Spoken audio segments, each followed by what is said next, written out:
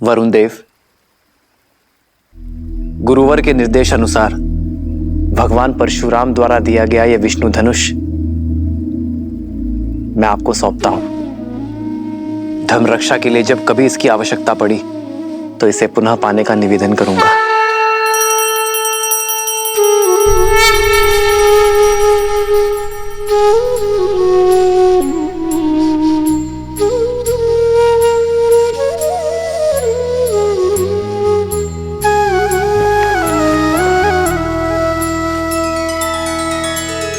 वरुण को सारंग सौंपा, शस्त्र से ना मोह है। लोभ शक्ति का नहीं, जनहित ही पावन योग है। पुरुषार्थ करके विजय पाना, पथ है सबसे पावनम। नर को ये संदेश देते, धनुष तज नारायणम।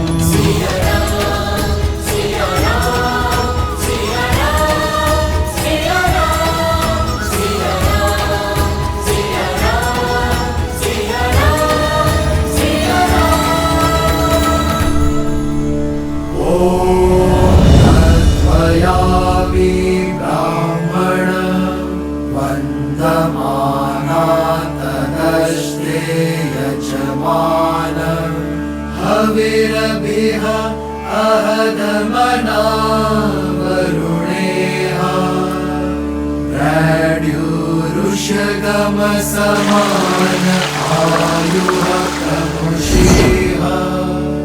ॐ वरुणाय नमः।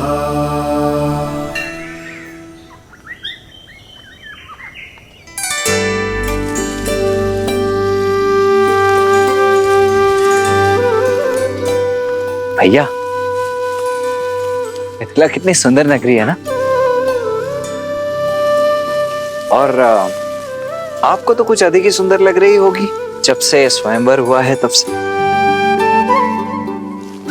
अंतर है लक्ष्मण, पहले मिथिला मेरे लिए नगर था, पर अब घर हो गया है।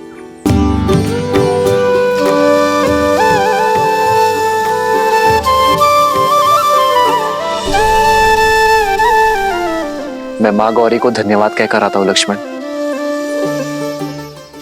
देवी सीता को पहली बार यही देखा था। जी भैया।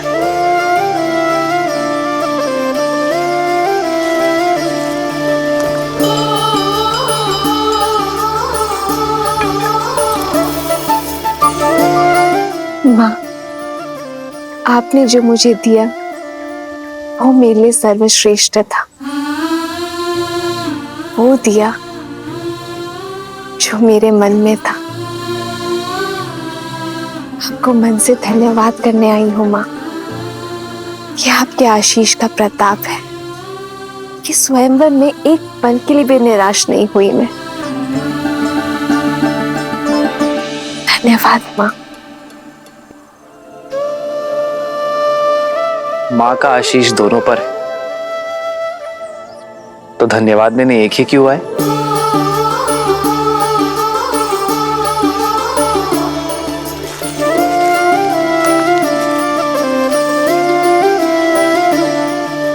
आपका धन्यवाद मां। आपके और महादेव के प्रताप से मुझे सीता जैसी जीवन संगिनी मिली। सिया राम, सिया राम, सिया राम, सिया राम, सिया राम, सिया राम, सिया राम, सिया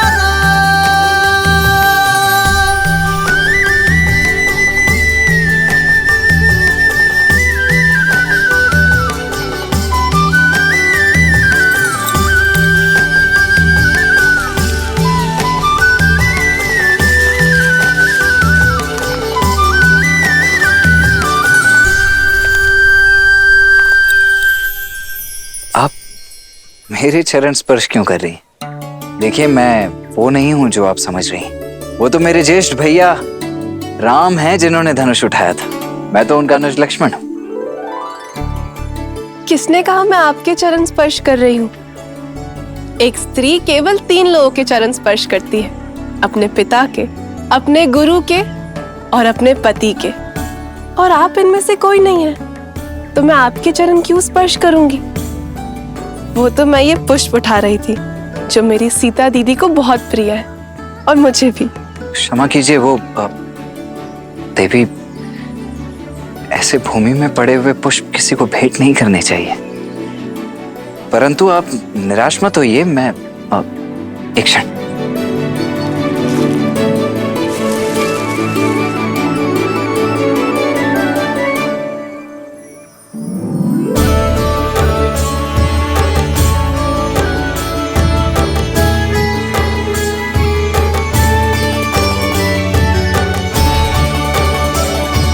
आपके लिए नहीं है, भाभी मां सीता के लिए।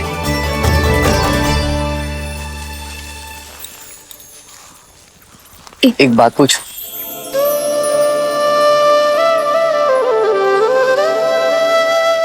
पहले आप।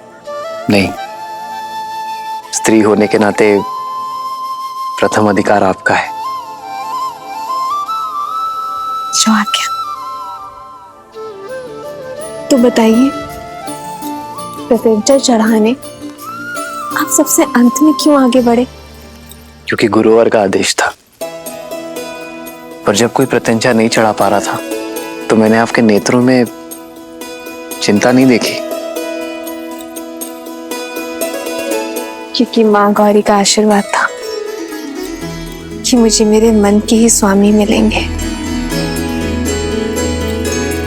वरमाला के समय आपके नेत्रों में एक भाव था, जैसे आप जानती थी कि वरन हमारा ही होगा। क्योंकि आपकी विनम्रता और करुणा का संदेश आपकी मिथिला आने से पूर्व महादेव का संकेत बनकर पहुंच चुका था। यदि गुरुवर हमें मिथिला ना लेकर आते तो लाना पड़ता, क्योंकि भले ही वो ब्रह्म ऋषि है, पर महादेव के चयन और गौरी माँ के आशीर्वाद के आदेश के परे नहीं। बिना मुझे जाने मुझ पे इतना विश्वास? भूमि से उपजूं आर्य, एक झलक से समझ जाती हूँ कि किसके हृदय की भूमि में विश्वास का पौधा उपजेगा। महाबली लंकेश ने जब प्रयास किया था उस समय भी भय नहीं लगा आपको? नहीं, क्योंकि 8 वर्ष की आयु में मैंने वो धनुष उठा लिया था। भली भांति जानती थी कि उस धनुष को कोई बाहुबल से नहीं उठा सकता। पर उस राक्षस की आंखों में मैंने अपमान की लज्जा देखी, हार की खींच देखी। उसकी आंखों में मैंने अपने लिए एक कुलसित चाह देखी। क्या देवी उससे चिंतित है? अब नहीं, क्योंकि आप मेरे साथ हैं। विश्वास है कि जब तक आप मेरे साथ हैं कोई मेरा नष्ट नहीं कर सकता। आपका ये विश्वास इस राम को और दृढ़ बना रहा है देवी। मैं धन्य हुआ कि मुझे जीवन संगिनी नहीं, जीवन दर्शिनी मिली है।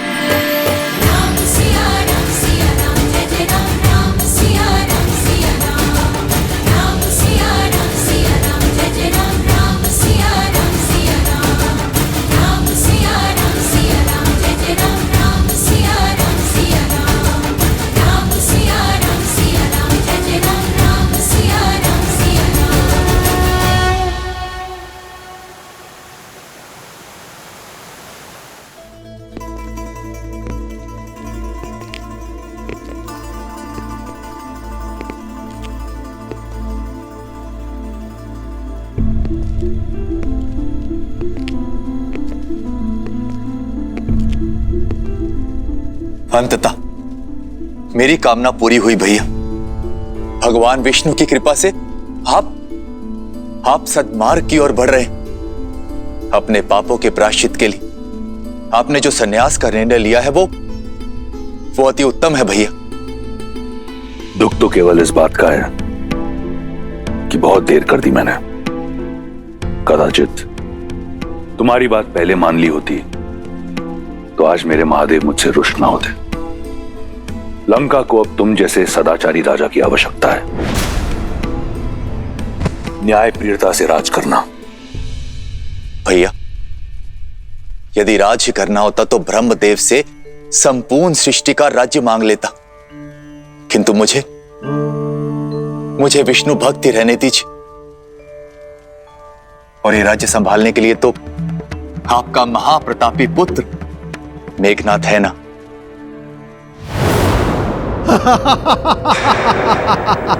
अद्भुत लग रहा है, लंका में विदूषकों की सभा हो रही है।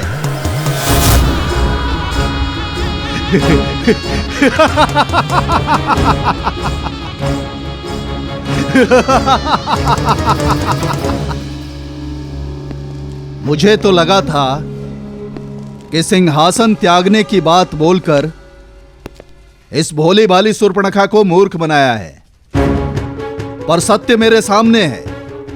कभी कल्पना भी नहीं की थी कि रावण को कभी सन्यासी वेश में देखूंगा।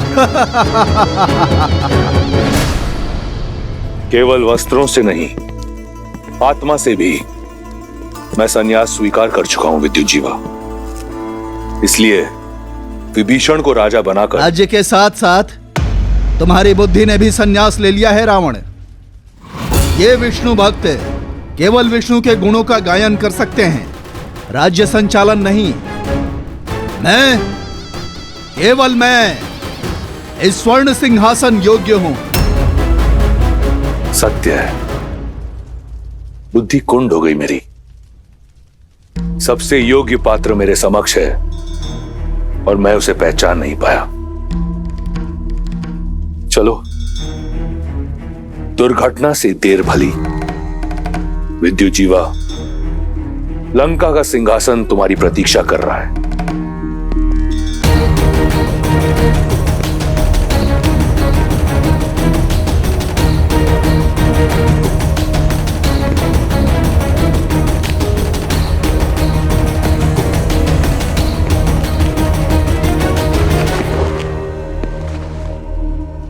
तुम मेरे साथ छल तो नहीं कर रहे ना रावण? एक सन्यासी पर ऐसा लांछन मेरे बहनोई।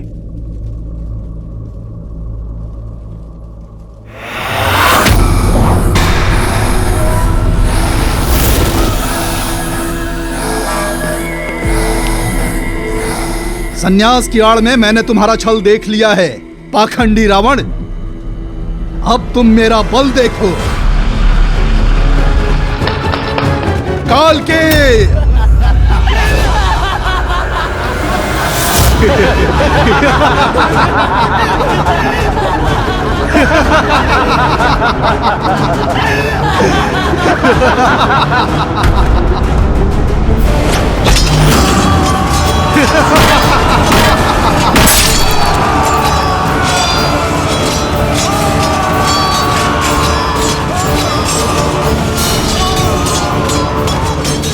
बंदी बना लो इसे। हमारे व्यूह में फंस गया है ये दशानन। लंका मेरी, व्यू मेरा, फंसे तुम सब हो विद्युत जीवा। शनि जिसके चरणों का दास, उसका सिंहासन पाने की आस असंभव है विद्युत जीवा। आज लंका की स्वर्ण आभा में तुम सबके रक्त की लाली की आभा होगी। हर हर महादेव।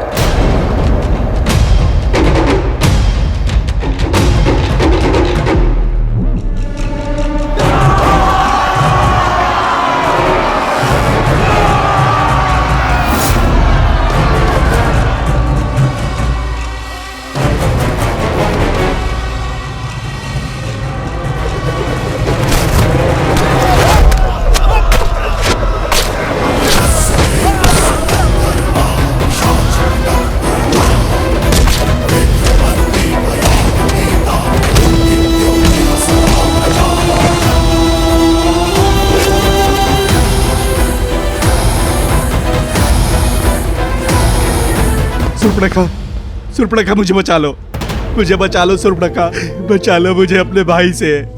मैं तुम्हारा पति हूँ, तुम्हारे पुत्र का पिता हूँ। दया करो सुर्पणखा, दया करो। दशानन मुझे क्षमा करो। रावण के शब्दकोश में द से दमन और दंड है, दया नहीं।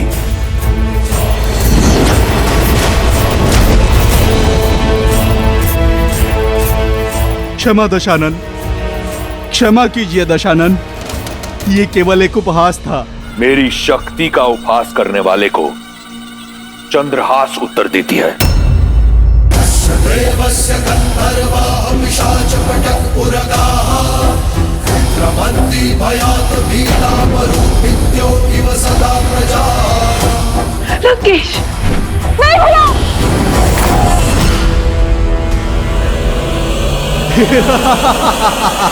मुट्ठी भर दैत्य कालकेयों को मारकर स्वयं को सर्वशक्तिशाली समझ रहे हो मूर्ख दशानन। माया युद्ध के महारथी विद्युत जीवा से नहीं जीत सकते अब तुम। अपनी माया से जब चाहे पाताल लोक जाकर अनगिनत मायावी कालकेयों को ला सकता हूँ मैं। राक्षसों की रक्षा के लिए वयम रक्षम का नारा भूल जा, अपनी रक्षा की सोच।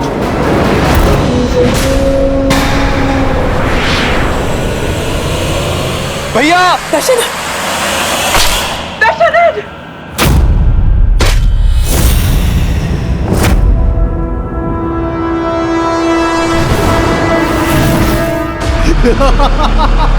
और सुर्पणखा, तुमने अपने पति से घात किया है, अपने पति को मरवाने की चेष्टा की, किंतु मैं अपना वचन अवश्य निभाऊंगा। तुम्हारे भाई को मारकर तुम्हें बनाऊंगा लंका की पटरानी। मैं चला पाताल लोक। पाताल में छुपो या रसातल में, तुम मुझसे बच नहीं पाओगे विद्युत जीवा। 10 लोगों के स्वामी का 11वां लक्ष्य होगा पाताल लोक। वहां जहां कहीं भी होगे तुम्हें ढूंढ कर निकालूंगा और फिर धीरे धीरे तुम्हारे प्राण हर लूंगा।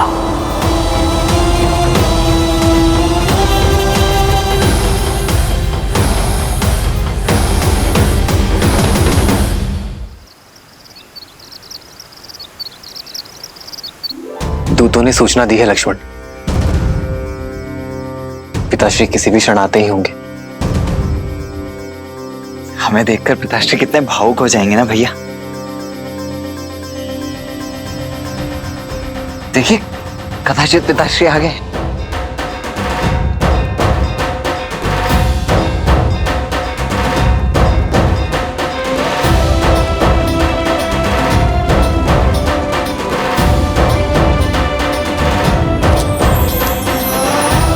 भरत,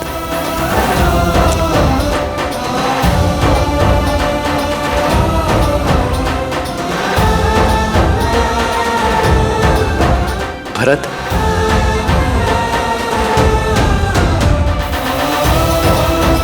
लक्ष्मण,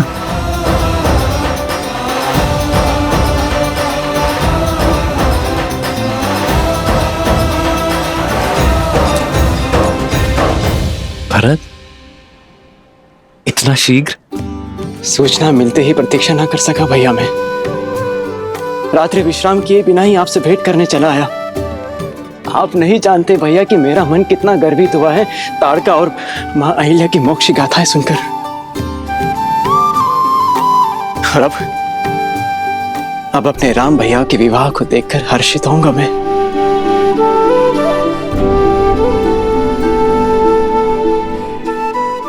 और मेरा मन तुम्हें देखकर हर्षित हो रहा है भरत। भैया,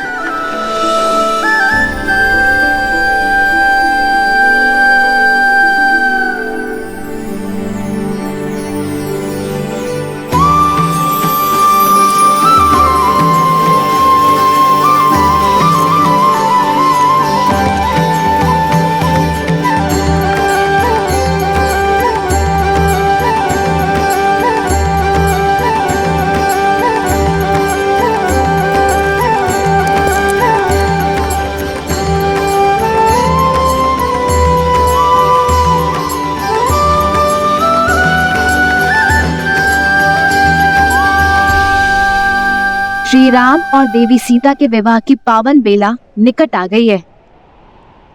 अयोध्या वाले मिथिला पहुंचने वाले हैं। हम कब जाएंगे महादेव? लक्ष्मी नारायण के शुभ विवाह के साक्षी बनने। देवी, उस विवाह के साक्षी तो हम बहुत पहले ही बन चुके। आपने स्वयं नारायण की बहन बनकर विवाह की सभी रीतियां निभाई थी और मैंने देवी लक्ष्मी के भाई के रूप में विवाह के सभी संस्कार किए थे। भूल जाती हैं आप?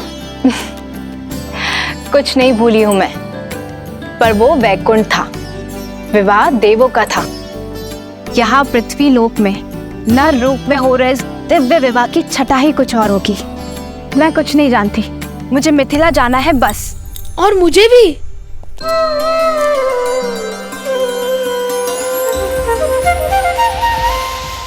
बड़े दिन हो गए, भरपेट स्वादिष्ट भोजन नहीं खाया। कैसी बात करते हो गणेश? हर पूजा अनुष्ठान में सबसे पहला भोग तुम्हें ही तो लगाया जाता है। उसे भोजन कहते हैं आप? मेरी डाल भी गीली नहीं होती उससे। मनुष्य बड़े छली है माता, भोग का नाम लेकर तनिक सा मेरी सूंड पर लगाते हैं और प्रसाद कहकर स्वयं डकार जाते हैं। पर यहाँ विवाह में साक्षात मन चाहा मन भरकर खाने का अवसर मिलेगा ना? देवी, हमारे पुत्र का कथन सर्वथा उचित है।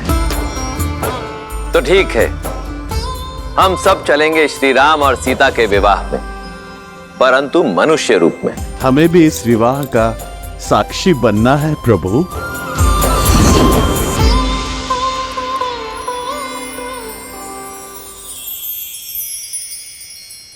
आप सभी नारायण का परिवार हैं, तो इस विवाह में आपको कैसे भूला जा सकता है?